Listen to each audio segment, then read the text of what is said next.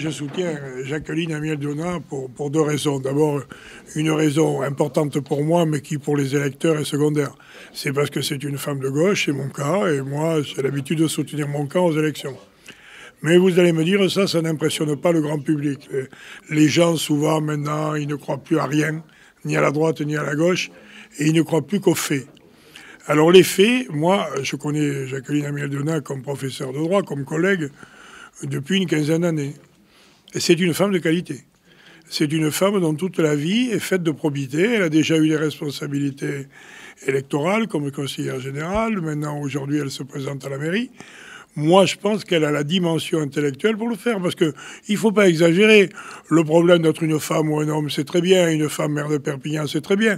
J'ai moi-même laissé la mairie de Montpellier à Madame Mandroux, et elle a montré qu'elle était tout à fait capable de gérer une grande ville.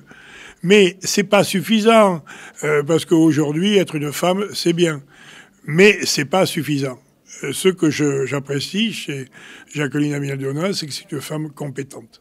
C'est-à-dire, elle sait de quoi elle parle, elle est capable de tenir son programme, et elle est capable de faire évoluer Perpignan.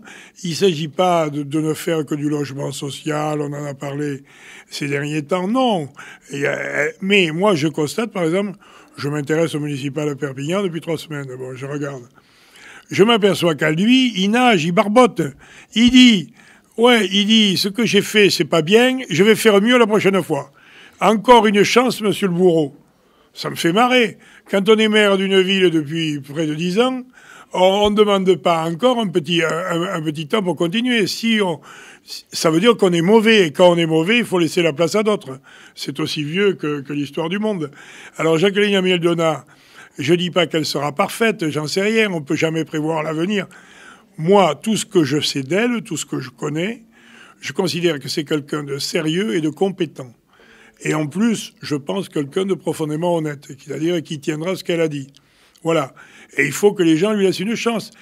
Perpignan, c'est une ville à part en France. C'est une ville où une dynastie familiale, le père et le fils, gèrent la ville depuis un demi-siècle. Et ça va de mal en pis, parce que le père, il était ce qu'il était, mais le père, quand il promettait quelque chose, il le tenait. Le fils, c'est même pas le cas. C'est même pas le cas. Il dit, alors aujourd'hui, il dit, tout ce que j'ai fait, c'est pas bien, mais donnez-moi encore une chance et je ferai mieux la prochaine fois. Mais c'est pas sérieux. On va pas éternellement recommencer l'histoire. Il a un petit bébé. Il est temps qu'il aille s'occuper de l'éducation de son petit bébé et de rédiger ses mémoires. Et moi, je lui garderai mon amitié à ce titre-là.